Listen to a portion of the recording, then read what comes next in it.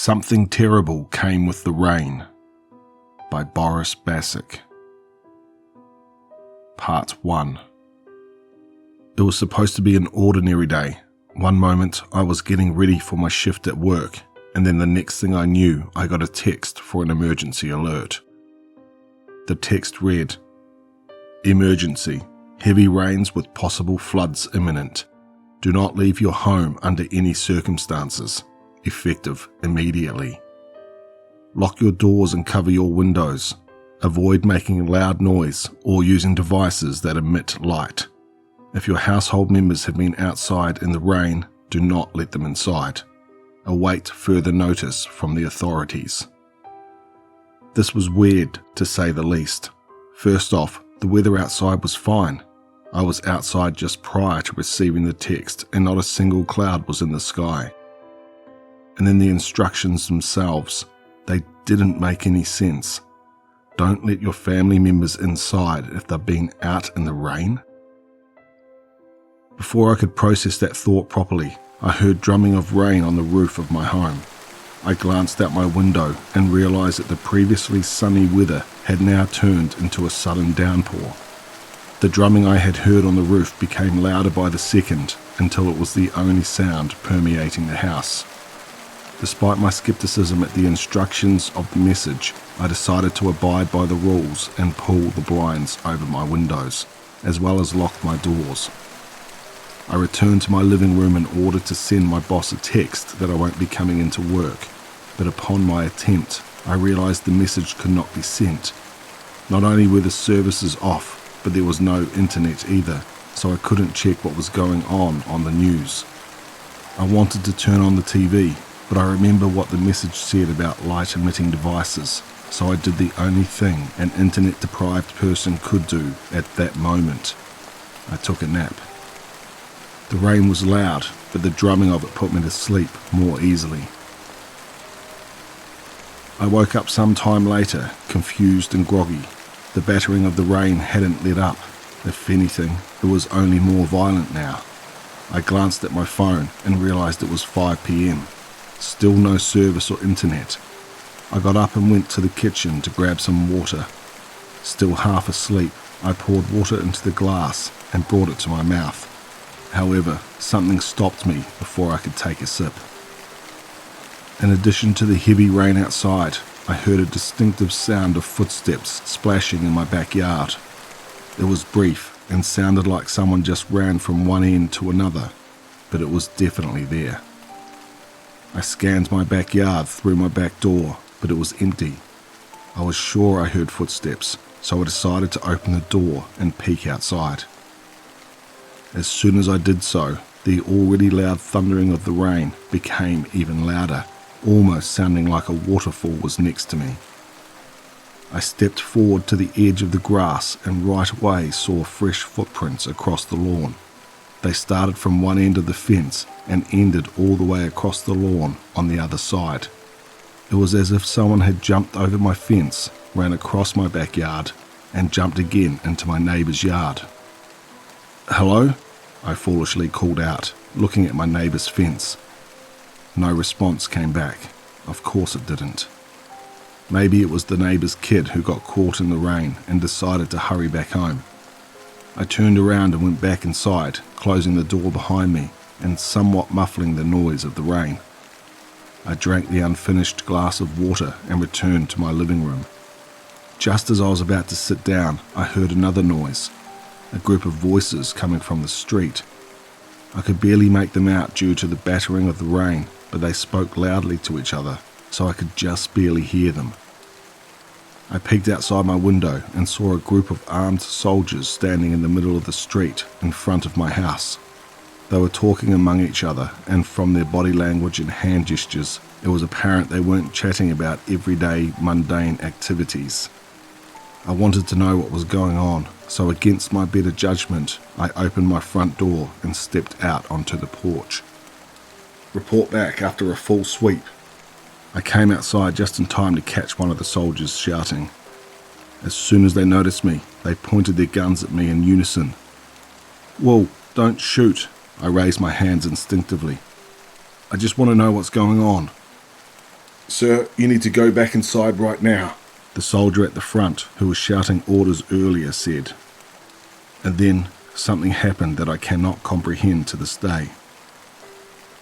As the soldiers stood there, pointing their guns at me, something flew through the street at an impossible speed and grabbed one of the soldiers at the back, taking him along with it and disappearing out of sight. It all happened in a split second, and all that remained of the soldier was his gun that fell on the ground with a muffled clatter. I felt my hands and jaw slowly drop and my eyes widen as the soldier who was at the front continued barking orders at me. The others seemed oblivious to their squad member's disappearance until one of them glanced to the side and saw the gun on the ground. "Hey, Lieutenant, where's Ramirez?" he asked. The whole group turned towards the gun on the ground and started looking around for the soldier and shouting his name. I wanted to tell them what I saw, but I wasn't even sure of what happened myself. One of the soldiers pointed down the street at something I couldn't see from my porch, and when the whole squad looked in that direction, their look of confusion turned into one of palpable fear. They pointed their guns at whatever was there, and just as I was about to strain my neck to look at what they were so worried about, I was ordered by the lieutenant once more to get inside, this time a lot more violently. I would have ignored the order itself, but the demonic, high-pitched scream that suddenly came from down the street is what caused me to run back inside, lock my door, and prop it with my back, while my heart pounded like crazy, even though I had no idea what the fuck was going on. Gunshots were mixed in the air, along with the animalistic screeches that now sounded like they were right in my ear. A moment later, both the screaming and the gunshots ceased, and the only thing that remained was the drumming of the rain. My heart was pounding fast, and my thoughts raced a million miles per hour. What the hell had just happened? Before I could process that thought entirely, there was a knock at my door. "Sir, you can open the door. It's safe now." It was the lieutenant. Safe from what? I thought to myself.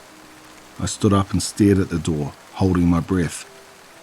"Sir, open the door," the soldier said again. Something didn't seem right in the way he said it, but I couldn't quite put my finger on it.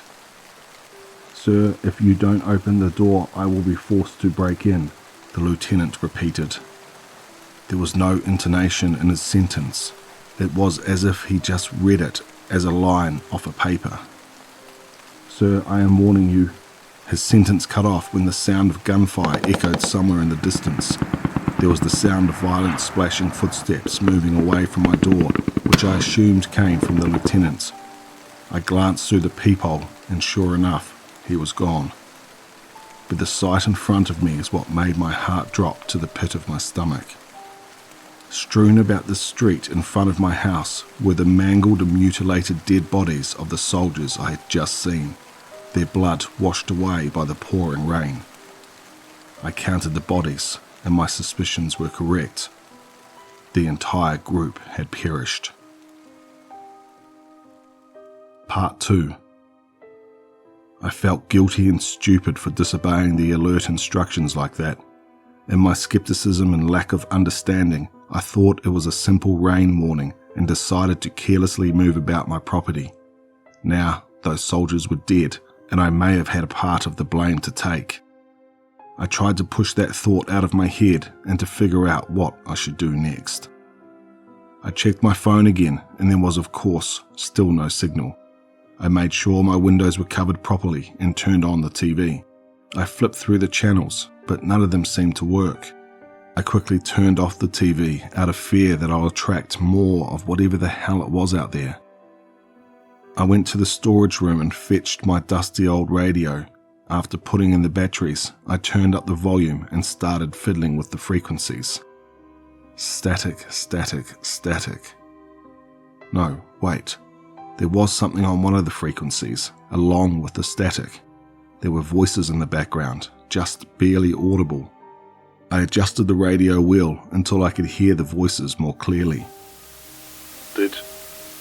From HQ? One of the voices said. Negative. Sweeping. Until we get... the other voice responded. You... Now go back up. This? Voice 1 asked. At this point, the voices became a lot clearer. Yeah, HQ ordered a retreat and they'll cordon off the city. Voice 2 responded. Wait, what about search and rescue? Voice 1 asked. Fuck that. This whole fucking town's a mess as it is. HQ said there's not going to be any more rescue attempts. Voice 2 replied. So, 36 got way out of hand, huh? Voice 1 asked. Yep, it's not our problem anymore. Any survivors on your end? Voice 2 said. A couple, but they already saw too much. Had to dispose of them. Copy that. Once you're done, sack, base. The voices started to cut off again, bit by bit, and then they went silent completely, leaving me with only static. What the hell was that all about? What was 36? And what did they mean they had to dispose of the survivors and that there would be no rescue? Something was definitely very wrong here, and it was clear that the army knew something that us, the civilians, didn't. One thing was for sure though, I had to get out of town. I couldn't wait for rescue, which wouldn't even come. Being out there with hostile soldiers, or even worse, those things that wiped out the soldiers, didn't put my mind at ease, but I had no other choice. I went upstairs and packed my bag. I put in a pair of clothes because I knew I'd probably be drenched from the rain. I also packed a flashlight and some food and water. I peeked out my bedroom window and saw that the downpour was finally showing signs of subsiding. The streets were completely empty, save for the dead soldiers. From here, I could see across from my house that my neighbour's door was left open, allowing the wind and rain to seep inside. I tried not to think about what might have happened there, and I had no intention of finding out. I put on my backpack and approached the stairs. Not 3 steps down, I heard something coming from the radio. Along with the static, there was the sound of slow wheezing. I quickly went down and grabbed the radio, putting my ear against it to hear the sound better. I tried adjusting the frequency, but no matter how much I did, nothing changed and the static and wheezing remained the same. Frustrated, I figured the radio was broken and turned it off. But the static and wheezing didn't stop. And then I saw something with the corner of my eye that made my blood run cold. Mud tracks. They were all over my carpet, coming in from the kitchen and leading to the corner of my room. I froze in place, listening as the radio static and wheezing permeated the room. After what seemed like forever, I broke out of my trance and looked towards the corner. The first thing I saw were bony feet caked with mud. As I slowly moved my gaze up, I realized I was staring at a crouched, emaciated figure which faced the corner of my room, but I couldn't tell its features due to the dark. With extremely trembling hands, I pointed my flashlight to the corner and flicked it on. A tiny, completely nude and emaciated humanoid creature that I could only describe as a human-like goblin came into the light. Its spine was pronounced against its tight skin on the back, so much so that I could count the vertebrae. Its limbs looked like they had no meat on them whatsoever and could barely hold its fragile frame. As soon as the flashlight illuminated the creature, it jerked its head towards me, with mouth wide open and scared eyes. The radio static and wheezing got much louder, and it was just then that I realized the sound was not coming from my radio. It was all I could take. I turned around and bolted out of there and into the rain, which had now turned into a drizzle, not even bothering to close my front door. I ran down the street, occasionally looking behind me to see if the goblin creature would come chasing me. My sprint slowed down to a jog, and eventually I stopped and looked back towards my house, leaning on my knees and panting, listening to the sound of rain around me. I breathed a sigh of relief momentarily, and then I heard a blood-curdling scream behind me. I turned around and saw a young man who was covered in wounds all over, crawling towards me with anger in his eyes and bloodlust I had never seen in anyone before. As he got closer, I realized he was missing both legs in which looked like a terrible accident, leaving only 2 mangled stumps, but that didn't stop him from closing in on me. I started running again, and it was just then that I realized how much the streets were actually not empty. I saw dead bodies of both civilians and soldiers. I saw crashed vehicles and more corpse-looking people crawling out despite their fatal injuries. I saw amalgamations of creatures I cannot describe in words, roaming about the streets or lying dead along with the soldiers, their dark blood staining the ground beneath them. I looked back and saw that despite my running speed, the legless man was still close behind me. I turned right and ran across the lawn, climbing over the fence and into a backyard. I stopped and stared at the fence, figuring I was safe. There was no way the crawling man could reach me here. But a second later, he came crawling over the fence, still screaming at the top of his lungs. I started backpedaling, but slipped and fell on my back. The legless man lunged at me from a distance that would make an Olympic athlete envious. But before he could fall on top of me, he fell backwards on the grass with a loud bang. I looked to my right and saw an elderly man pointing a shotgun at the attacker. The legless man got right back up and started crawling again until the man blasted at him one more time. This time, the crawler fell backwards and writhed on the floor with a scream impossible to be made by humans, before completely ceasing all movement and noise, and I was left with nothing but the sound of rain again. And then the old man cocked his shotgun once more. I looked up at him and saw he had it trained on me, and the way his knuckles had turned white, I knew he was ready to shoot me right there. "Wait, don't shoot. I'm not one of them." I raised one hand, still sitting on the ground. "Prove it," he said with a rough voice. "What do you mean, prove it? I'm talking to you, aren't I?" I scoffed. "That don't mean shit." He spat on the ground. "Look, I just left my home minutes ago because of all the crazy shit that's happening.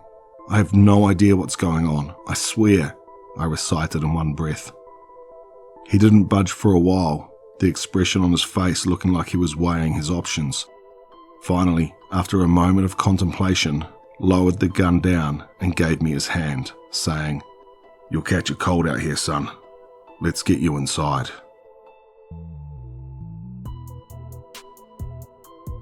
I just want to thank the author, Boris Bacic, for allowing me to narrate this story. That was parts 1 and 2 of this 7-part story. If you like this type of story, the author has a range of books available on Amazon right now, so I highly encourage you to support the author if you can. I'll leave a link for their Amazon page in the description below. I'll also leave a link for the original story in the description below if you wanted to go over to Reddit and show them some love. If you're new here, please consider subscribing, and as always, stay tuned for one more nightmare.